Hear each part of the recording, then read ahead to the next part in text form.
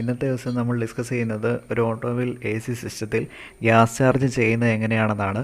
ഇപ്പോൾ കഴിഞ്ഞ ക്ലാസ്സിൽ നമ്മൾ ഇവാക്വേഷൻ ചെയ്യുന്നതിനെ പറ്റി പറഞ്ഞിരുന്നു. ഇപ്പം ഇവാക്വേഷൻ പൂർണ്ണമായതിനു ശേഷം ചെയ്യേണ്ട കാര്യങ്ങളെപ്പറ്റിയാണ് ഇനി പറയാൻ പോകുന്നത്. After vacuum, hold the vacuum for half an hour and observe any increasing is occur or not if stable no leakage in the system.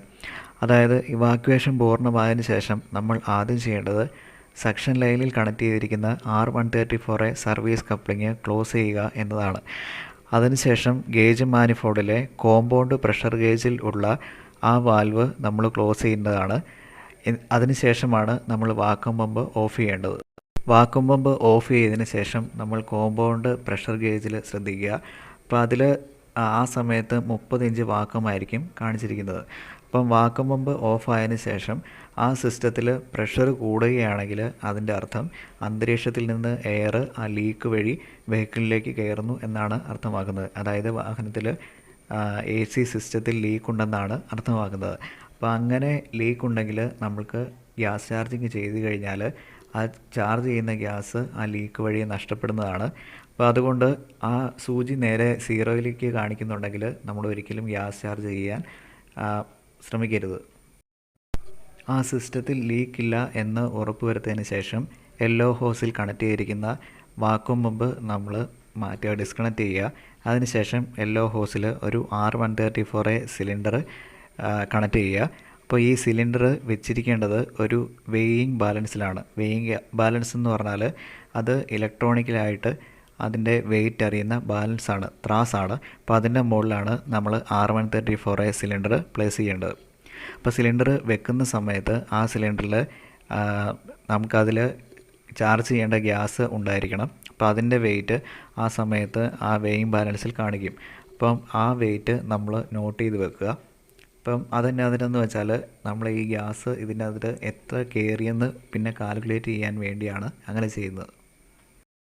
നമ്മൾ വാക്വം പമ്പ് മാറ്റി R134 സിലിണ്ടർ കണക്ട് ചെയ്യുന്ന സമയത്ത് യെല്ലോ ഹോസിൽ അല്പം അന്തരീക്ഷത്തിലെ എയർ കയറിയിട്ടുണ്ടാവും. അപ്പം ഈ air ഈ വാഹനത്തിൻ്റെ എയർ കണ്ടീഷൻ സിസ്റ്റത്തിൽ എത്തിക്കഴിഞ്ഞാൽ ആ എയറിൻ്റെ അകത്തുള്ള മോയ്സ്ചർ അതിൻ്റെ ഡ്രയർ ഫിൽറ്ററിലോ അല്ലെങ്കിൽ തെർമോസ്റ്റാറ്റിക് എക്സ്പാൻഷൻ വാൽവിനോ കയറി റെഫ്രിജറേഷൻ സിസ്റ്റം ബ്ലോക്ക് ആകുന്നതിന് ചാൻസ് ഉണ്ട്. കൂടാതെ എയർ കയറിക്കഴിഞ്ഞാൽ ഡിസ്ചാർജ് പ്രഷർ കൂടുതൽ ആകുകയും കൂടാതെ അത് സിസ്റ്റത്തിൻ്റെ ഹെഡ് പ്രഷർ കൂട്ടുകയും അപ്പോൾ അങ്ങനെ കംപ്രസർ ഓവർലോഡ് ആക്കുന്നതിന് കാരണമാവുകയും ചെയ്യുന്നു. അപ്പോൾ അതിനു വേണ്ടി നമ്മൾ ചെയ്യേണ്ടത് പർജിങ് ആണ് ചെയ്യേണ്ടത്. ഇപ്പോൾ പർജിങ് ചെയ്യുന്നത് ഈ എയർ നമുക്ക് ഒഴിവാക്കാൻ വേണ്ടിയാണ്. ഇപ്പോൾ യെല്ലോ ഹോസിൽ കണക്ട് ചെയ്തിരിക്കുന്ന R134 സിലിണ്ടർ വാൽവ് കീ നമ്മൾ അല്പം ഓപ്പൺ ചെയ്യുക.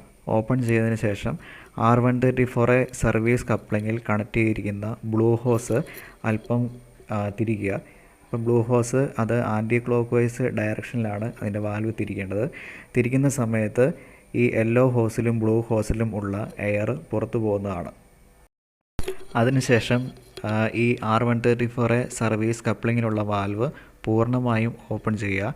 അത് ഓപ്പൺ ചെയ്യാൻ വേണ്ടി നോബ് ആൻറ്റി ക്ലോക്ക് വൈസ് ഡയറക്ഷനിൽ തിരിച്ചാൽ മതിയാവും. ഇതിനെയാണ് വാക്വം ബ്രേക്കിംഗ് എന്ന് പറയുന്നത്. കാരണം നമ്മൾ സക്ഷൻ ലൈനിൽ പ്രഷർ കുറഞ്ഞ ഗ്യാസുള്ള സമയത്ത് നമ്മൾ കംപ്രസർ ഓൺ ചെയ്ത് കഴിഞ്ഞാൽ സക്ഷൻ ലൈനിലെ പ്രഷർ വളരെയധികം താഴുകയും അപ്പോൾ അത് കംപ്രസറിന് ഓവർലോഡ് ആകുകയും ചെയ്യുന്നു. അപ്പോൾ അതൊഴിവാക്കാൻ വേണ്ടി നമ്മൾ ഈ എയർ കണ്ടീഷൻ സിസ്റ്റത്തിലെ പ്രഷറും കൂടാതെ R134 സിലിണ്ടർ ഹോസിലുള്ള പ്രഷറും ഈക്വൽ ആകാൻ വേണ്ടിയാണ് നമ്മൾ R134 സർവീസ് കപ്ലിങ് ഓപ്പൺ ചെയ്തിട്ട് അല്പസമയം വെയിറ്റ് ചെയ്യുന്നത്.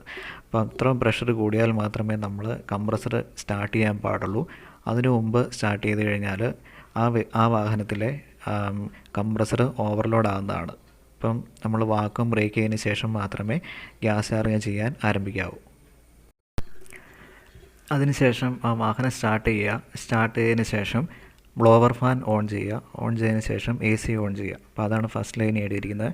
Then start the vehicle and on the blower motor then AC. Set the speed of blower in to maximum level. അപ്പം ബ്ലോവർ ഓൺ ആക്കുന്ന സമയത്ത് അതിൻ്റെ സ്പീഡ് മാക്സിമം ലെവലിൽ ആക്കുക. Open all AC vents in the dashboard and other parts. അതിനുശേഷം നമ്മൾ ഡാഷ്ബോർഡിലുള്ളതും അല്ലാത്ത സ്ഥലങ്ങളിലുള്ള AC വെൻറ്റുകളെല്ലാം ഓൺ ചെയ്യുക.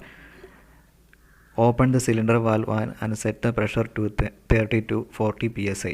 അപ്പോൾ ഇത്രയും ചെയ്തതിന് ശേഷം നമ്മൾ സിലിണ്ടർ വാൽവ് ഓപ്പൺ ചെയ്ത് ഗേജ് മാനിഫോൾഡിലെ പ്രഷർ 30 to 40 PSI ആക്കുക.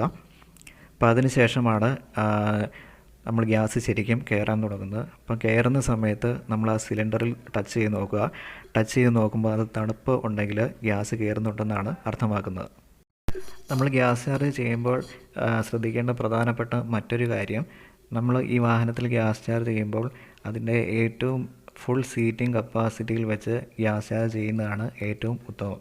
കാരണം കംപ്രസർ മാക്സിമം എഫിഷ്യൻസിയിൽ വർക്ക് ചെയ്യുമ്പോൾ ആ സമയത്ത് നമുക്ക് ആവശ്യമുള്ള കൂളിംഗ് എഫക്റ്റ് കിട്ടുന്നുണ്ടോ ഇല്ലയോ എന്ന് നമുക്ക് ചെക്ക് ചെയ്യാൻ സാധിക്കും. നമുക്ക് ആവശ്യമുള്ള ടെമ്പറേച്ചർ ആയിക്കഴിഞ്ഞാൽ നമുക്ക് ഈ ഗ്യാസ് ചാർജിങ് പ്രോസസ്സ് നിർത്താവുന്നതാണ്. അപ്പോൾ അതിനുവേണ്ടി ഏറ്റവും ആദ്യം ചെയ്യേണ്ടത് നമ്മൾ സിലിണ്ടർ വാൽവ് കീ വെച്ച് അത് ഓഫാക്കുക. ഓഫാക്കിയതിന് ശേഷം ഗേജ് മാനിഫോൾഡിൽ കോമ്പൗണ്ട് പ്രഷർ ഗേജിൻ്റെ ഭാഗത്തുള്ള വാൽവ് ക്ലോസ് ചെയ്യുക. അപ്പോൾ ഇത്തരം വാൽവ് ക്ലോസ് ചെയ്തതിന് ശേഷം നമ്മൾ R134A സർവീസ് കപ്ലിങ് അതിൽ നിന്ന് ഡിറ്റാച്ച് ചെയ്യേണ്ടതാണ്. അപ്പോൾ ഇത്രയും ചെയ്തതിന് ശേഷം നമ്മൾ AC ഓഫ് ചെയ്യുക. അപ്പം AC ഓഫ് ചെയ്ത് കഴിഞ്ഞിട്ട് 10 മിനിറ്റ് കഴിഞ്ഞിട്ട് വീണ്ടും സ്റ്റാർട്ട് ചെയ്യുക. സ്റ്റാർട്ട് ചെയ്ത് കഴിഞ്ഞിട്ട് അല്പസമയം ഇത് വർക്ക് ചെയ്യാൻ നോക്കുക. കാരണം മറ്റെന്തെങ്കിലും പ്രശ്നമുണ്ടോ എന്ന് അറിയാനാണ്. അപ്പോൾ എന്തെങ്കിലും പ്രശ്നങ്ങളുണ്ടെങ്കിൽ, അല്ലെങ്കിൽ ലോ പ്രഷർ അല്ലെങ്കിൽ ഹൈ പ്രഷർ കട്ടൗട്ട് സ്വിച്ചുകൾ എങ്കിലും കട്ടാവുന്നുണ്ടോ എന്ന് നമ്മൾ കറക്റ്റായിട്ട് ചെക്ക് ചെയ്ത് നോക്കുക. അപ്പോൾ അതേ സമയത്ത് തന്നെ നമുക്ക് ആവശ്യമുള്ള കൂളിംഗ് വീണ്ടും ഉണ്ടെന്ന് ഉറപ്പ് വരുത്തുക.